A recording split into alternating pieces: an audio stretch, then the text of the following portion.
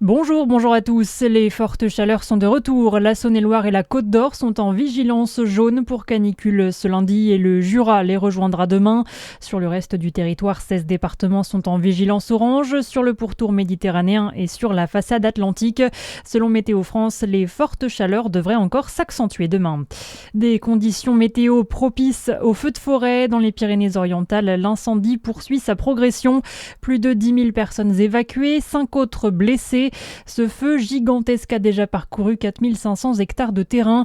Il est attisé par le vent, les fortes chaleurs, mais surtout une sécheresse de l'air exceptionnellement élevée. Et les feux ravagent aussi le Gard, où 4 camions de pompiers de Saône-et-Loire ont été envoyés en renfort. 2 d'entre eux sont notamment intervenus pour éteindre les flammes autour de l'autoroute A9. Surpris par l'intensité du feu, ils ont été contraints de se réfugier à l'intérieur du camion de pompiers en guise d'autoprotection. Abîmés, les véhicules vont être rapatriés. Les pompiers, eux, devraient rester encore quelques jours dans la région.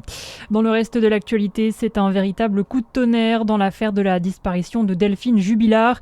Cédric Jubilard aurait avoué avoir tué son épouse à ses avocats. Une information dévoilée par La Dépêche. Dans une lettre manuscrite révélée par le quotidien régional, il aurait ainsi reconnu sa culpabilité à 2 mois de l'ouverture du procès en appel. Et Baptiste Berthelin, certains détails sont dévoilés. Oui, Cédric Jubilard reviendrait sur cette soirée du 15 au 16 décembre 2020 à Cagnac-les-Mines. Il expliquerait qu'une nouvelle dispute a éclaté entre lui et Delphine, en cause la volonté de la jeune femme de refaire sa vie avec son amant.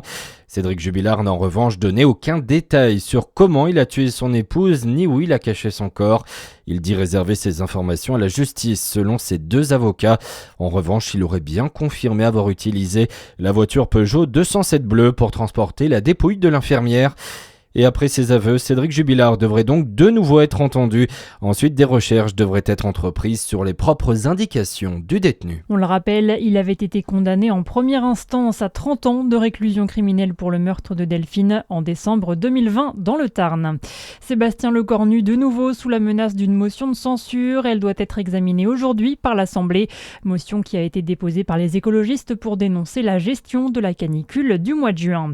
Et puis en cyclisme, Clément Berthet, l'unique jurassien engagé sur le Tour de France, a abandonné.